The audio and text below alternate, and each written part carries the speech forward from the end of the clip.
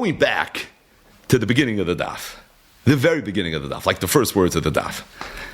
The Mishnah had said, Kochem kalim, necholim, bechol, machne Yisrael. It's referring to the time that the Yidden had a Mishkan in the Midbar, and the Kochem kalim had to be eaten, dafka b'machne Yisrael.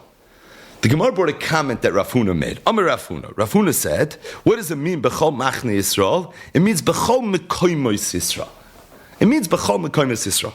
Now the Gemara says that Rav Nachman heard what Rav Huna said, and he understood that what Rav Huna was trying to say was that although the Mishnah says machne Yisrael, the Mishnah doesn't really mean machne Yisrael. Rather, what the Mishnah means is anywhere that there's Yidden. And his interpretation of that was probably because Rav Huna holds there's no such thing as machne Yisrael. And if there's no such thing as machne Yisrael, then machne Yisrael can't be machne Yisrael. So what then does it mean? What it means is bechol mekoymos Yisrael. And on that he asked the kasha. He says, how could you tell me that there's no such thing as a machne Yisrael? V'tanyo kishem shemachne b'midbar kach machne b'Yerushalayim. You see clearly that there were the three machnes in Yerushalayim and Fakeret. They mirrored the three machnes in the Midbar. So for sure there was a machne Yisrael when they were in the Midbar. Ella, the Gemara said, Ema, you have to say that what Rav Huna meant was something else. Not b'chol mekoymos Yisrael, because there was no such thing as machne Yisrael, but b'chol mokoy machne Yisrael. He was coming the rabbis that as long as it's a machne Yisrael, even b'chol mokoy, what's it coming to be marba? Let's say machne Yisrael moved, there would have been a havamina, maybe there should be a psol yoytze. It's such a good havamina, the Gemara even asked ema hachinami, but the bottom line is what Rav Huna was coming to be mechadish was that as long as it's being eaten in machne Yisrael, even if it's not in the same machne Yisrael, that in and of itself would be okay. The truth is, if you think about the Havamina of the Gemara's understanding in Rav Huna, it's a Peldig Havamina. Right? Rav Nachman hears Rav Huna say, B'chol mekoymos Yisrael. And he interprets that what Rav Huna is trying to say is there's no such thing as Machne Yisrael. He said, how could that be? I have a Mefurish Braisa that says that there is such a thing as Machne Yisrael. If you think about it, it's Peldig that Rav Nachman could have even thought that Rav Huna meant that. Why? First of all, we have to have a conversation if there was a Machne Yisrael, there was no Machne Yisrael. Everyone knows there was a Machne Yisrael. Besides, how could the words B'chol Machne Yisrael not mean B'chol Machne Yisrael and instead mean B'chol Mekoymos Yisrael? Just in Taitcha the Mishnah, it's very, very dachak. It's very, very dachak. So you tell me, Rav Huna felt that he had no choice to learn it that way because he held there was no such thing as Machne Yisrael. But then why the Mishnah say Machne Yisrael? Mishnah should have said B'chol Mekoymos Yisrael. But even more, this is more subtle, but I think this is the punchline of the kashas. And that is, if the halacha is that there was no such thing as Machne Yisrael, and as a result, you're allowed to eat kachim kalim anywhere there's a Jew, so then just say B'chol Mekoymos. Meaning, if you're there, then by definition, there's a Jew there, because who else is eating it? So why are we even saying B'chol Mekoymos Yisrael? Just say B'chol Mokoym. B'chol Mekoymos. About to go back to the Mishnah, there's certain times where the halach was you can eat a B'chol Mokoym. Because B'chol Mokoym is the same as saying B'chol Mekoymos Yisrael. So why would the Mishnah even say B'chol Mekoymos Yisrael? Just say B'chol Mokoym. And really, at first glance, these first few lines Gemara that we, glossed over, we made it look all perfect when we went through it. Really, if you think about it, is Einoi Omer Elo Darsheni. So I found a Maramokum Nifla, and I found this in the Sefer Mishmar HaLevi from Hagoyin Rav Moshe Mordechai Schulzinger, and it's in Madura Kama. There's two Maduras. At the very, very end of a Sefer, obviously we're holding at the end of Masechtas Zevachim, he has several simonim on this Inyan. It starts with Kuf Samach Aleph, Kuf Samach Beis, Kuf Samach Gimel, Kuf Samach Dalet, Kuf Samach He, Kuf Samach Vav. It's pages of Rei, and it's all based on a Torah from the Rogach of a guy. That's in Tzofnas Paneach, it's in Parshas Nasai, and I think it requires a little bit of an introduction. And this introduction is Mamish Yesodei. So, the topic of the first part of the daf was the idea that when the Yidden were in the Midbar, there were three machnas. There was Machne Shechina, there was Machne Levia, and there was Machne Yisrael. So what exactly were the three machnas? Again, when we went through the daf, we talked a little bit about it. Rashi in Parshas Nasai, and this Rashi is in Perikei, it's Pasuk Beis, a pasuk that featured prominently in today's daf. Tzavas b'nei Yisrael v'yishalchu min ha'machane kol tzarua v'chol zav v'chol tomei l'nafesh. Zok Rashi, sholish machnes hayu sham b'shas chaniyasam. When the Yidden were in the midbar, there were 3 machnes. Toicha kloim, anything inside the curtains, anything inside the proverbial loyal moyed azara, he machne shchina. Chanias HaLeviim, Saviv, the area that the Leviim were encamped, which was surrounding that area, Kamosha Mefurish Parshas B'Midbar Sinai, he Machne Leviim. That was Machne Leviim. Umisham v'atseif Machne had Golim. And from there until the end of where the Golim were, L'chol Arba Ruchos, to all 4 sides, he Machne Yisrael. That was Machne Yisrael.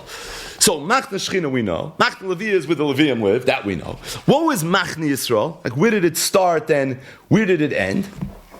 Zok Rashi, it started where Machne Levi ended and it went at Soif Machane had Golim until the end of the area where all the Golim were. Now, we're all familiar with the Dgolim. A Degel means a flag, right?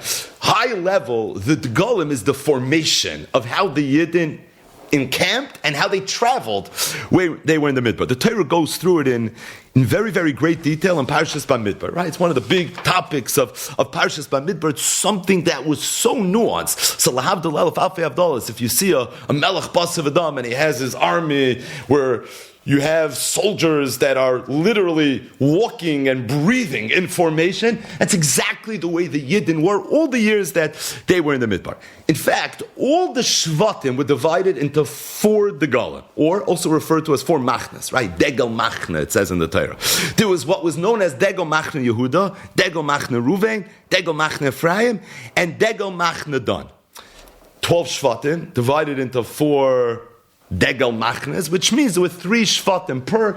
Everything was with a cheshbon, and everything had to be exactly punklach. But the bottom line is, that if you want to know what Machane Yisrael was when the Yidden were in the Midbar, so it started from where the Leviim lived, and it went all the way until Soif HaGolim. Truth is, that Lashon, that Machne Yisrael goes at Soif HaGolim, Rashi says over here in today's daf as well. Ayin Sham, in one of the long Rashis, Rashi says such a nusach as well, that the taich of Machne Yisrael was, it went at Soif HaGolim.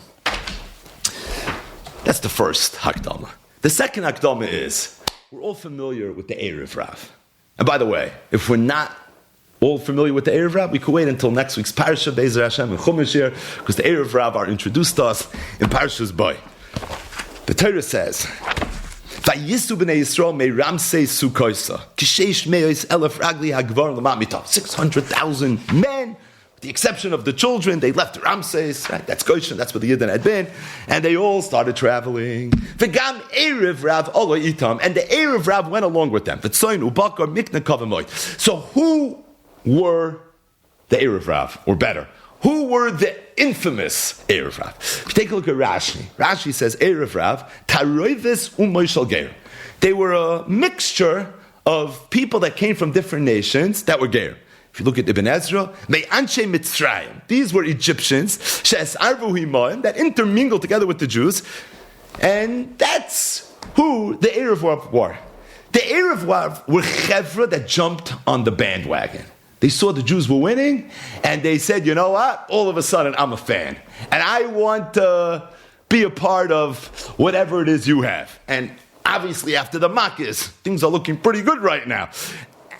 They're borrowing money. The chain of the Yidden is very much be'enei hamitzrim, like the pasuk says. And as a result, who doesn't want to be a follower, right? So the Erev Rav jumped on the bandwagon. They're called Erev Miloshin Taruvos. There was a lot of them. And the bottom line is, the Erev Rav are these Taroivis Umoy Shalgeir. Now it's interesting, the Erev Rav get another very prominent shout out later in the Torah, and this is in Parshas Ba'aloischa. In Parshas Ba'aloischa, the Torah says, V'asafsuf asher b'kirboi. There was a group of people known as the Asafsuf. They were amidst the Yidden, hisavu taiva. They had a taiva, right? And they wanted different food. Vayashuvu, vayivku, they came to Moshe and they cried. And the pasuk says, Gam b'nei Yisrael, the b'nei Yisrael as well. Vayomer, they said, Mi achilenu basar. Who's going to give us a little bit of flesh? So who are the Asafs? Zoktei, look at Rashi in Parshas Ba'al Loischa. In this Perkei Al pasuk Dalet, Elu erev Rav, shenesfu aleihem b'tseisam mi Mitzrayim. They had gathered together with the Yidden at the time that the Yidden left Mitzrayim. If you look again at Ibn Ezra, v'asafsuf shenesfu el Yisrael ve'ina mehem ve'hem erev Rav. And they are the erev Rav. And truth is, you see it in the pasuk Mefurish, because the pasuk says v'asafsuf asher b'kir b'yisavu taiva v'yashuvu v'yifku, and then it says gam b'nei Yisrael. So what does it sound like? I don't know who the asafsuf are, but they're not the b'nei Yisrael, because we mentioned the asafsuf, and then we say, in addition to the asafsuf, you have the gam b'nei Yisrael as well. So it's not only the asafsuf, it's the asafsuf plus it's the b'nei Yisrael. Truth is, the erev Rav in Teresh Bal Peh get another shout out. It's a few psukim earlier. The pasuk says, "Vayihi amkim misoininim rabba oznei Hashem, vayishma Hashem, vayichar apoy, vativer bam eish Hashem, vatoichal b'ktzei hamachna." Right? There were people that were complaining. The pasuk doesn't even say what they were complaining about. Pashat, they were just kvetchers. Vayihi amkim misoininim, very bad in the eyes of Hashem. Kadosh Baruch Hu heard, and Kadosh Baruch Hu got really angry, and Kadosh Baruch Hu made a fire happen. B'ktzei hamachna. If you look again in Rashi, Rashi says b'ktzei hamachna b'muktzin shebahem. B'ktzei means the muktzin, the people that were cast away. L'shiflos, because they were nidirik, because they were lowly, and elu erev Rav. It's referring to the erev Rav. So the erev Rav get mentioned so many different times, so many different ways. Who are the erev Rav? The erev Rav are not B'nei Avram, Yitzchak, v'Yaakov. The erev are not descendants of Reuven, Shimon, Levi, Yehudi, Yisachar, Zvulun, etc., etc. The erev Rav are people that came from the other ummos. They jumped on the bandwagon. They said, "I want to come along." That is who the erev Rav were. Now, if you look carefully at the Even Ezra, again, we're not learning Chumash now, but if you look carefully at the Even Ezra seems to say that these were Einei Yehudim that might have even remained Einei Yehudim, right? The Lashon of the Even Ezra, by the Asafsuf is shenesfu el Yisrael ve'ina mehem. It's not clear, right? The pasuk v'asafsuf asher b'kir b'yisavu taiva v'yashuvu v'yivku, and also the Bnei Yisrael. Right at that point, Bnei Yisrael means Jews, so it sounds a little bit like they're not Bnei Yisrael. But Rashi's mefurish not that way. Rashi says in Parshas Boy, erev Rav taroives umois shel gerim. Truth is another Rashi. This Rashi is very, very sharp. Rashi is in Parshas Kisisa. The pasuk says, "Vaydaber shama Moshe lech reid kishichas kishiches amcha asher heleisa me eretz Mitzrayim." So in Chumash here, last week, we talked a little bit about lech reid. Reid migdulascha le'nasati lecha gdula ela b'shvilam, right? The next Rashi, kishiches amcha, zoktei l'garashi. Shiches ha'am loy nemar. It doesn't say shiches ha'am. Ella, what it says is shiches amcha. What's shiches amcha? It's referring to erev Rav. Shekibalta me'atzmecha. Kadosh Baruch Hu tells Moshe, you on your own were mekabel the erev Rav. It's a very important Rashi. You have to notice Rashi. V'giyartem, and you were megayer them v'loy nemlachtabi. You never asked me if I thought it was an idea. V'amarta, you made a cheshbon toiv sheyidbaku gerim b'shchina, that it's good for these chevra to come and attach themselves to the shchina. Heim shichasu v'hishchisu. Backfired on you. And that's kishiches amcha, dein folk. Klal Yisrael's my am. The erev Rav, the gerim, that's your am. Nobody asked you to do it. Had you asked me, I'm not sure I would have told you this is a good idea. You made a cheshbon toiv sheyidbaku gerim b'shchina. Heim shichasu v'hishchisu. Hafla de Rashi. But it's Rashi l'shitase that the erev Rav, and could be it's Pashat, were gerim. Right? The erev Rav were gerim.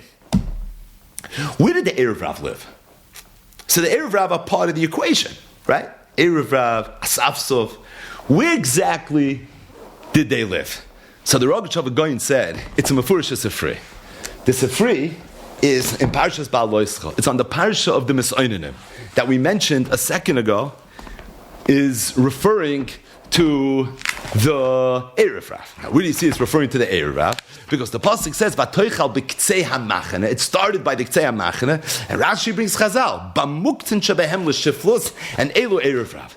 The Sifri also says that the Messiah were the Erev Rav, and the Sifri also learns it from the fact that it says, "Vatoichal b'ktzei hamachane." But the Sifri, and this is a well-known Sifri, says it a little bit differently. Says the Sifri, "Yesh oimrim Elu hagerim." It's referring to the Gerim. Who were the Gerim? They were the Erev Rav. Hanesunim b'ktzei hamachana. And where did they live? They lived by the ktzei hamachana. And being that they lived by the ktzei hamachana, so therefore when it says in the Torah, v'atoichal b'ktzei hamachana, you know what it's referring to? It's referring to the Erev Rav. Said the Rogachover Goyin that it's pasha to me. That when the Gemara said Amar Rav Huna said B'chol Mekoymos Yisrael. He said that when it says in the Mishnah Kachem Kal Nachol B'chol Machni Yisrael, it means B'chol Mekoymos Yisrael. Rav Huna didn't mean what everybody thinks he meant, and that is not Machne Yisrael. It's really Mekoymos Yisrael. It can't be, because number one, that would be predicated on there being no such thing as a Machne Yisrael. Rav Huna knows there's such a thing as a Machne Yisrael. How could he not know that? Additionally, if the Mishnah wants to say B'chaymes Yisrael, then it should say Mekoymos Yisrael. It shouldn't say Machne Yisrael. And if Rav Huna means to say that B'chol Mekoymos Yisrael, wherever Jews are, then he should say B'chol Makoym, because wherever you are, a Jew is there. So what's the slosh of B'chol Mekoymos Yisrael? So said the Rogachover, Kedarke B'Kodesh with his charifos. He said Kachem Kalim was Necha B'chol Machne Yisrael, and Machne Yisrael was the place that the Yidden will live. But said the Rogachover, Yesh Lachkar. What about the Erev Rav? The Erev Rav who lived B'ktzei HaMachane, they didn't live together in the area that was at Soifat Golim, like Rashi says, which is the Taich of Machne Yisrael. So if that area where the Erev Rav have all that tents, it's an Erev Rav, it's a big chevra over there. Are you allowed to eat kachem kalim, or you're not allowed to eat kachem kalim? When you learn the Mishnah says kachem kalim nachalim b'chol Machne Yisrael. It sounds like it has to be Machne Yisrael. And Rashi says in the Sugya, and Rashi says in Parashas Nasai,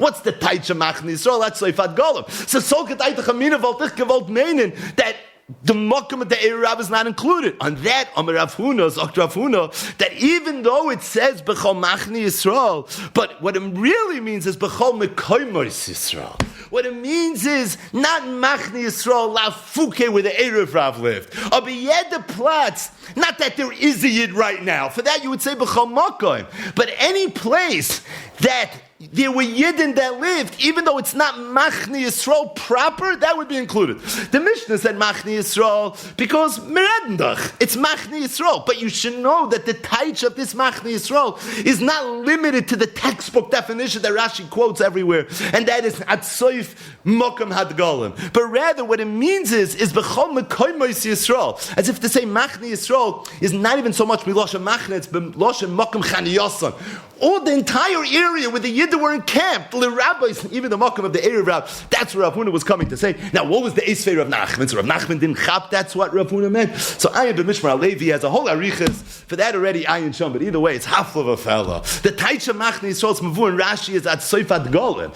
The Erev Rav lived b'Ktzei HaMachane, that means they didn't live in the area of the Golim. So Yesh Lachker, could you eat Kachem Kalim in that Mokum of the Erev Rav? Such a classic Rogachover Diga Chakira. In that area, could you or not? Said the Rogachover that I believe that was the Havamin and the Gemara's understanding of Rav Huna. It was Dafke, that area that it was coming to be Marben Dosata Gemein. That even though the Mishnah says Machne Yisrael, but really what it means is B'chol Mekoymos Yisrael. Just to end, in the long arichas of Rav Schulzinger, I saw he brings that somebody once asked Mar Nagris. He said he heard this Mipia Shmua, that somebody asked Mar Nagris. He said, I understand, the Erev Rav were Gerim. We have a mitzvah of V'ahavtem es hager. How is it possible that the Yidden told the Gerim, you live b'ktzei hamachna? That's the antithesis of the attitude the Torah says we're supposed to have to the Gerim. Now the truth is, we know the Erev Rav were not good guys. They were troublemakers. First of all, does it mean every Erev Rav was a troublemaker? And besides, just because he's a troublemaker doesn't mean he's not a ger. At the end of the day, what happened to the mitzvah of V'ahavtem es hager? And the Briskerov said like only the Briskerov could say. He said, Voss, you think that the reason the Erev Rav were b'ktzei hamachne is because they were shvelim and we didn't want to have anything to do with them? He said the area that the Yidden had to live was very, very orchestrated. Like we mentioned earlier, it was nuanced to a science.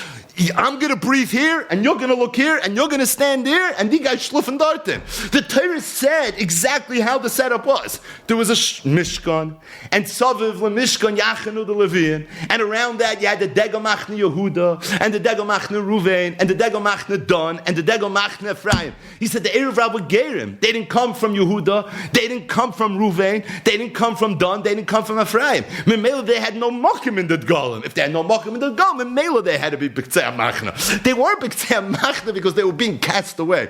They were B'ktzei HaMachna Poshek because there was nowhere else for them to be. Either way, this is the Charifus of the Rogatchover, V'ru'uyin hadvarim l'misha amra.